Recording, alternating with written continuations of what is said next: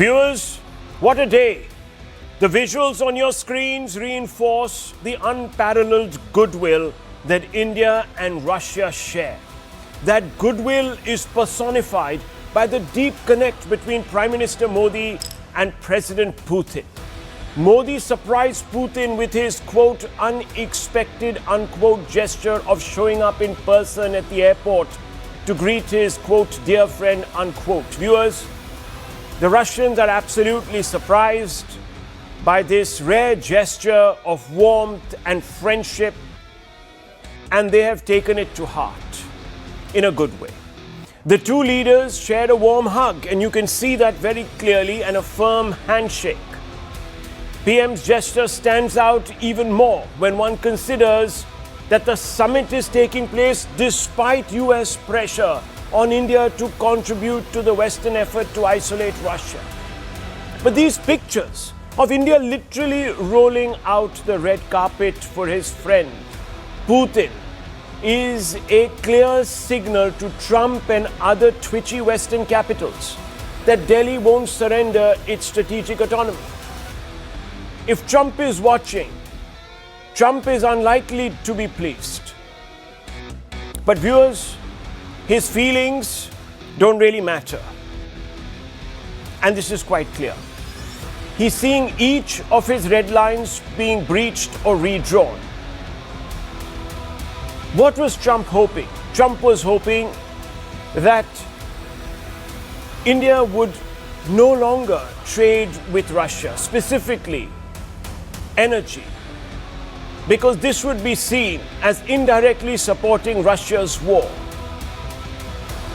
What is another Trump red line?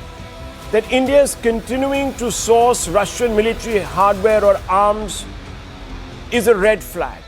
Engaging Russia defeats US strategy of working to diplomatically isolate Russia, specifically when the US is forcing some kind of détente between Russia and Ukraine. Russia-India bonhomie assertion of non-West viewed as a challenge to US hegemony. And India's continued reluctance to criticize Russia's aggression in Ukraine a source of annoyance. For decades, Western capitals have viewed Eastern nations not as equal partners, but as resources to be tapped, shaped, or co-opted. Japan's post-war recovery was micromanaged by Washington. China's entry into the global trading system was encouraged only as long as it served Western supply chains and cost structures.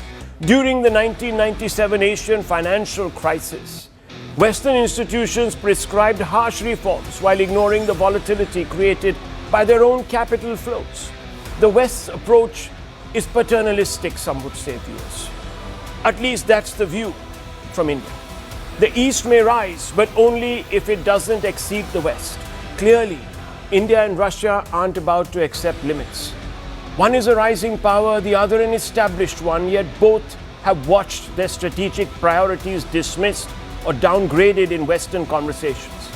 Modi in particular has been firm in rejecting Western paternalism. Yet careful not to sound anti-West, Modi has defined India as simply non-West.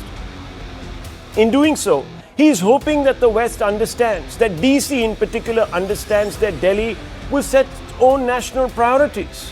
It will decide who it partners with, and it will choose its economic and strategic engagements on its own terms, but never against anyone. So far, friends, so far, New Delhi's optimism has been blunted by Trump. Why, viewers? Because Trump thinks he can bully New Delhi and Modi and a billion Indians into a corner. He's forgotten, viewers, that India is the pivot to the Indo-Pacific. Nothing can happen. No power projection if you don't have, or India doesn't have, to be more precise, your back. Let's open this conversation up because this is an important global moment, viewers, and we need to examine it from different lenses. So we've got the American lens, we've got the Russian lens, we've even got the Indian lens, and we're going to look at it for what it is. One of those turning points.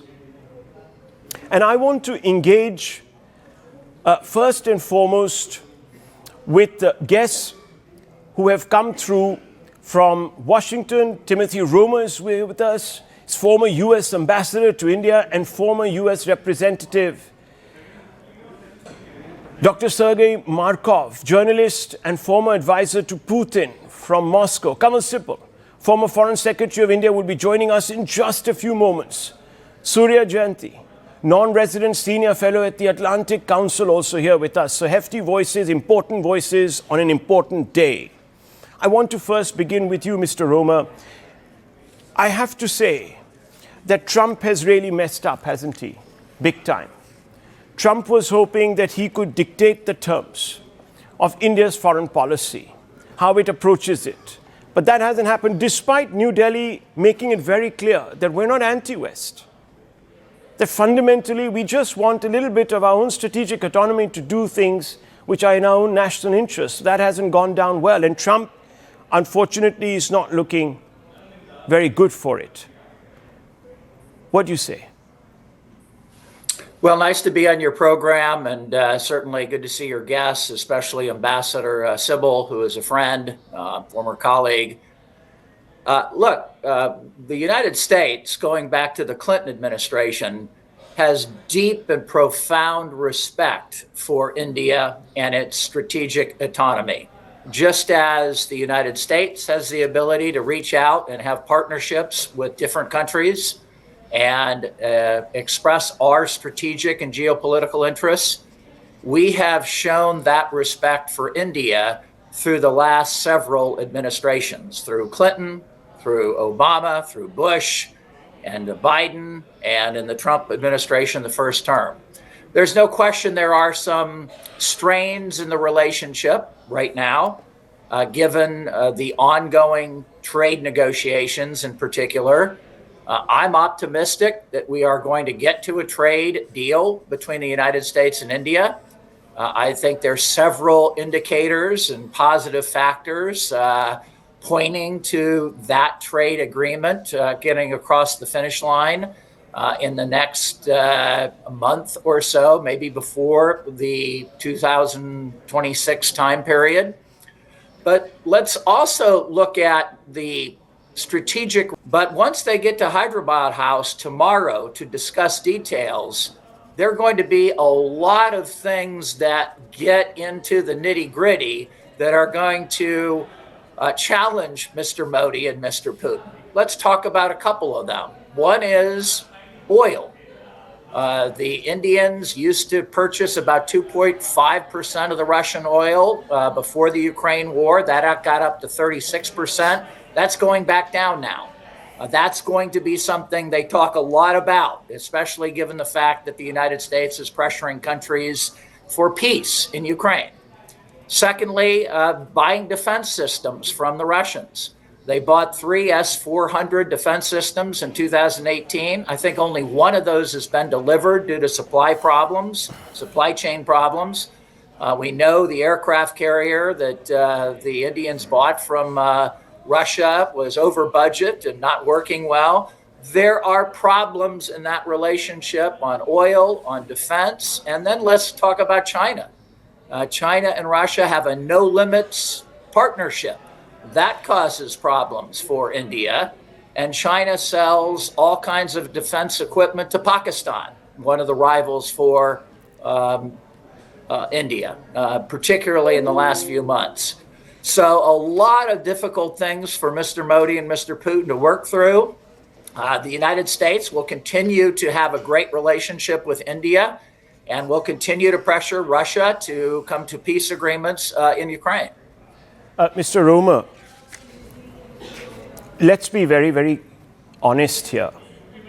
America's own approach to even Russia, for example, lacks what many people in India believe is moral rectitude. You want to do business with Russia, critical minerals and so on and so forth, even oil on the table.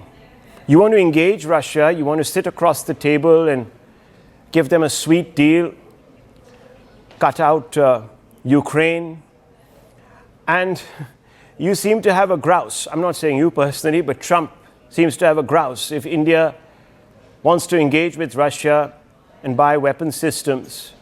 You, in fact, have cozied up to a terrorist state, Pakistan, hyphenated it once again with India.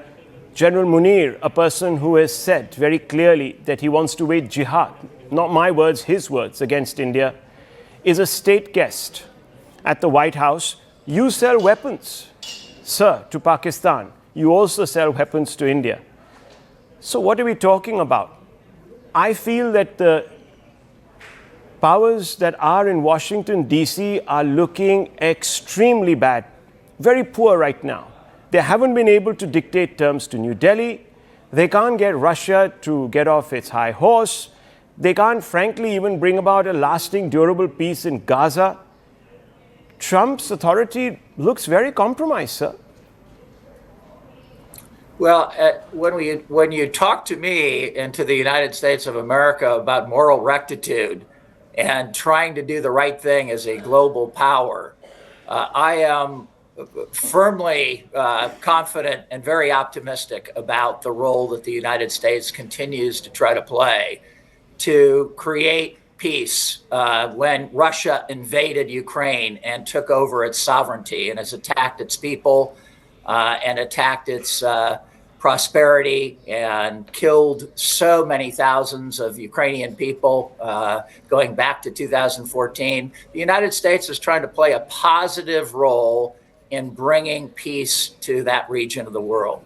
The United States is trying to bring peace to the Middle East that has been at war for decades and decades and decades. And that's not an easy role for the United States to play. But I will continue to say that the United States and India have a very good and positive relationship. In fact, I served on the 9/11 Commission. I was one of the people who recommended that the hyphen be removed from the India-Pakistan relationship, and it has been. And the fact that the United States can reach out to Pakistan and do a rare earths deal or try to do some things to stabilize that country on India's border while still knowing that the strategic relationship with India is the more important prize in terms of our geopolitical relationships. Just as we reach out to Pakistan to have a decent relationship with them, but prioritize India, you can't have it both ways and say the United States can't have multiple relationships and strategic autonomy, but we can in India. And we can talk to China, we can talk to Russia, we can talk to Iran, we can talk to anybody in the global South. You're mistaking me. But you can't do that in the United States. I'm saying that if the United States... That's a contradiction in terms... No, it's not. What I'm trying to tell you, Mr. Roma, is that the US must apply the same yardsticks that it applies to itself to some of its partners. If it thinks it can engage China and Pakistan and people that we don't like, we can do exactly the same. We can engage Russia on our terms. We want to buy oil from Russia. We should be allowed to buy oil from Russia. This is an arbitrary sanction. China buys more oil from Russia. China hasn't been sanctioned. You know this. I mean, come on. Let's not defend what is an apparent attempt at blackmail and an attempt at snapping arbitrary sanctions. I mean, how can you justify this? The Chinese buy more oil from Russia, and they're getting away with it. They're getting away with murder. But nonetheless, let's open this up. You need to look at the historical context of the United States. Is it not a fact, sir, that China buys oil from Russia? Is it not a fact? Which is long-term, which is deep in so many different areas. The United States and India are now talking about new relationships in intelligence sharing, new relationships in AI, new relationships with iPhones and the emerging technology of the next 35 years. This is the new strategic relationship defining this century. Okay. Whereas, I respect this. India and Russia are talking about how to muddle through in a legacy relationship and work out problems on oil, work out problems on defense systems that are over budget and not working very well. And the United States welcomes the attempts of Russia and India to work that out. Right. We respect India to have the opportunity to meet with Mr. Putin. and Okay. have a relationship with that country. Which Just leader as you that should with the purports to United be a States friend? having multiple Fair enough, sir. relationships. Which leader that purports to be a friend would slam another country and call it a failed economy? Which leader, viewers, would slap arbitrary sanctions on a friend that it involves in a larger embrace called the Quad, but spare China, who buys more Russian oil? Which friend does that, viewers? Blackmails Modi and this country and its poor. Think about But that. the I'm rhetoric, not to be saying fair, that it's a zero-sum game. The rhetoric on both sides Yes, has right, sir. been. I'm not saying this is a zero-sum game. Both sides, we've had this. The Indian side has accused the United States of certain things.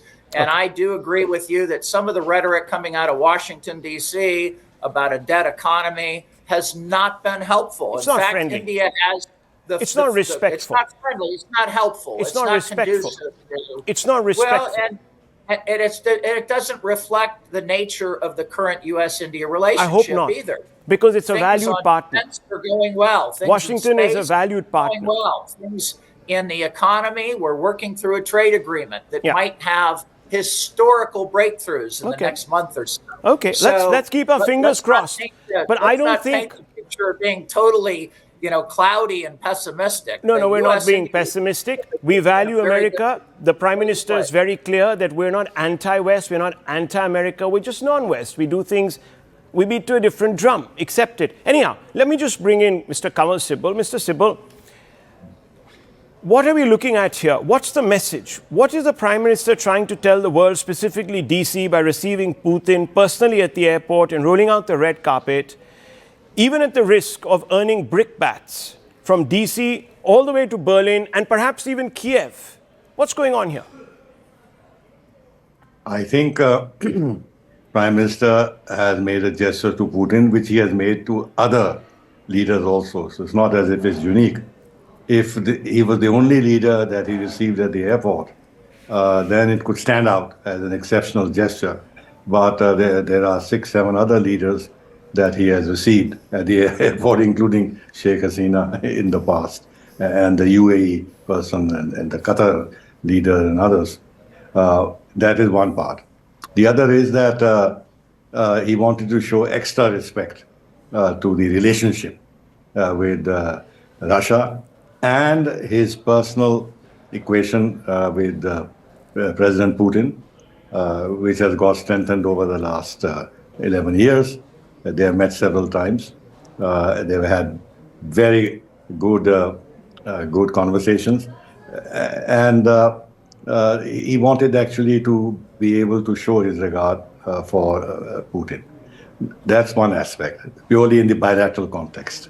The other is, yes, I agree that there is a geopolitical messaging here where there is a lot of pressure applied on India to dilute our ties with Russia, to end defense ties with Russia, and generally to turn our back to Russia as much as possible, and exclusively focus on our relations with the United States. Well, that is not possible. That's not in our national interest. For us, it has never been an either-or situation, and the United States should have learned from the non-alignment days that India is not going to choose sides. It will try to work with both sides as much as is feasible. And now that India has more options and is more self-confident and has got more capacities to follow an independent foreign policy, all the more reason, therefore, it will try and, which is written in stones, that in every case, even if it is against our interests, we should take independent decisions. That's not it. Strategic economy merely means that when our vital national interests are involved, we will not compromise. But when they are not involved in the interest of balanced relations with other countries and give and take, we can accommodate, we can make concessions. This is what strategic economy is. Now, it is entirely wrong of the United States to tell us that we should not have a certain level of relationship with Russia. Why? Why? I mean, they know that this is a 70-year-old relationship. There have been virtually no problems in this relationship. It has been remarkably steady. There's a degree of confidence. Yes, our relationship with the United States is much more important, is much wider in scope. And for the future, in some senses, for the modernization of our economy, for our economic growth, for our global role, the relationship with the United States is more important than with Russia. But then it's not an either-or situation. Every country that we have relations with has its own place in the matrix of our foreign policy. If the argument is that because United States is our biggest partner and the most powerful country, we should only look at the United States, then we must just sacrifice our relationship with every other country. It doesn't work like that. Every country, even small countries, may not bring very much value to us, economically or otherwise, have an importance of a certain kind, strategic or geopolitical or territorial or whatever. So therefore, America and Trump in particular, no, look on the oil business, I think you've described it very well. China gets its oil, far more oil than India does. They get pipeline. They have pipelines, oil pipelines coming into China, which are not subjected to any sanctions. And yet there are no sanctions that have been employed on them because China has countervailing capacities which India lacks. So why bully India? Why bully India? We are the most tariffed country in the world today. And just look back a few months in February this year. It was such an excellent meeting Prime Minister had with President Trump. True. And there's nothing, honestly, if Ambassador Romer can point out if there is any provocation from our side which would justify what Trump has done, I'm willing to listen to that argument. But there's nothing that has been done by us which would provoke Donald Trump. But on the contrary, we were asked... All the provocations have come from his side. We were asked by the Biden regime to actually purchase Russian oil. That's what has been publicized. And Mr. Romer's successor, Garcetti, said that while he was in office here. Yes. So we're being punished for doing things that the Americans wanted us to do. U.S. Commerce Secretary has said, former U.S. Commerce Secretary has said that. And he's still not removed the sanctions, no. the tariffs, even after sanctioning Russian oil. Yeah. And even after the oil purchases by India from Russia have declined. Okay, so let me widen the scope of this conversation. Let me also bring in Surya Jayanti. Surya Jayanti, I have to ask you this question. In a sense, isn't it true that Trump's hypocritical tariff war has pushed India to diversify its strategic and even trade options? Perhaps we wouldn't be here. I think it's very easy to overstate the role that fairness plays in international relations. The idea that any country is ever fair and consistent and even-handed is a fantasy. So while I understand that India feels that it is being singled out and bullied, and I happen to agree that that's true, it's ultimately a meaningless feeling because such is the nature of international relations. Every country is in one way or another pursuing its own strategic autonomy to the greatest extent possible. They just might not have quite such a good and catchy phrase for it. And the United States is absolutely the number one in that respect. It is, more than any other country, putting itself first. And it is thus absolutely hypocritical when it then demands of other countries that they not put their interests first. But such is international relations. I think the more interesting question here is actually, how is it in the United States' interest to alienate India? And that gets to the question you've just asked me, which is the broader balance of powers, the geopolitical, geostrategic reality here. It is hard to see how it helps the United States to roll out a red carpet of resentment in a greater, deeper Russia-India relationship or India-China relationship. But that is, unfortunately, the natural consequence of a tension in the relationship between India and the United States. It is hard to know exactly what the logic behind the tariffs, the 25% tariffs on India, the logic that was stated about Russian oil, I don't find particularly persuasive, partly because it was sort of a post hoc rationalization, but also for the reasons that have been laid out here, which is that other countries are buying even more Russian oil and are not facing equivalent consequences. But it is certainly true that the United States policy on Russia has been very inconsistent. And while on one hand, for example, the United States is trying to force a deeply disadvantageous so-called peace settlement on Ukraine, it is simultaneously also weakening Russia with additional oil sanctions, the ones that the White House rolled out in October, for example, on Lukoil, Rosneft, etc. So it's hard to see a particularly coherent logic behind US-Russia policy. And I think one could extrapolate and say that there isn't a lot of coherent logic behind many of the bilateral relationships that have been redefined by the current American administration. I think Brazil is another excellent example and Brazil has faced even higher tariffs than India for reasons that likewise it has no ability to really wrap its collective national head around. So I'd like to move the discussion a little bit away from fairness and more to the realpolitik consequences. So let me ask you that. Let me stop you there and ask you this question. Now that some people will think that Delhi has successfully redrawn Trump's red lines, how is it going to be viewed in Washington and what are going to be the implications? It's important to note that the United States, as far as I can tell, and I'm a former US diplomat as well, so I've seen it from the inside, I know how the sausage is made. The United States likes, indeed perhaps even loves India. I think at the foundation is a solid relationship, but it's also true that it's tense at the moment.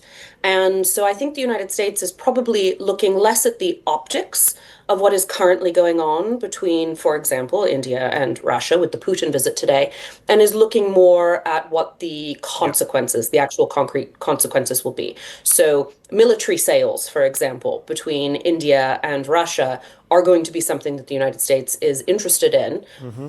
Although that's going to be somewhat variable, I think, the level of US interest, depending on whether it's pro-Moscow or anti-Moscow on any given day. Okay.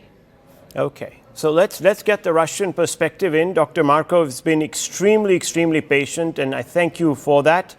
Dr. Markov, we heard a previous speaker suggest that there is no long-term gain for India to engage with Russia, and that both of them actually are not aligned in any consequential manner, apart from a few arms purchases and oil, and that this relationship is therefore founded on a very transactional convergence. How do you respond to this? Russia and India has quite a long relationship, 75 years. After India became independent, Russia, which calls at the time Soviet Union, helped to India a lot to develop own economy and to help to preserve its sovereignty. And Russia and India will continue to cooperate in this new. As about the United States of America and Europe, which is united by this name the West, we have some lessons which we learned from this year. They're really imperialist countries who really want domination in all the world. And they're very arrogant. And they treated us, Russians and Indians, as second sort of the people and second sort of the countries who should serve to them and who should give our natural resources and our part of economy to them to exploit us. They want to exploit us. They also imposed to India partly artificial conflict with Pakistan. You know, in the past, India, Pakistan, been part of the big India during many centuries, even thousands of years, and now they have very rival Russia. and these have been created by Great Britain and United States of America. Now they want to make same conflict as between India and Pakistan. They want to make same conflict between Russia and Ukraine. Ukraine was part of the Russia during more than 1,000 years. Okay. Kiev was capital of Russia during 3 centuries, and they want to have civil war. Yes, but how do we make this relationship, Dr. Markov, a little more meaningful? People are saying that it is not meaningful, it will never be meaningful. How do you respond to those cynics?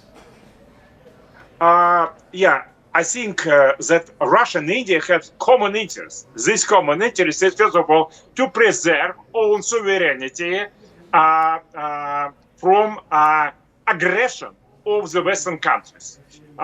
We have now aggression mostly from Europeans and Great Britain. India now feel aggression from United States of America with this sanction war, and we also from American sanctions. So we are allies in and Western countries. We don't want to have enemies with them, but we have to give response to them, and this will make Russia and India very much friends and even allies in such geopolitical conditions. Okay. We are also absolutely sure that India will continue to buy Russian oil. No doubt about this. It's not because India like Russia. It's not because India too much depend on Russian oil, but it's because India sovereign country civilization, and India will preserve its sovereignty from pressure of United States of America. We obviously, even those commercial ties and equations will have to be measured in the scales of national interest. If it makes economic sense, we'll continue. If it doesn't, of course, becomes problematic. But nonetheless, viewers, let's just focus. Kamal Civil remains with us. I just want to focus now on the summit itself.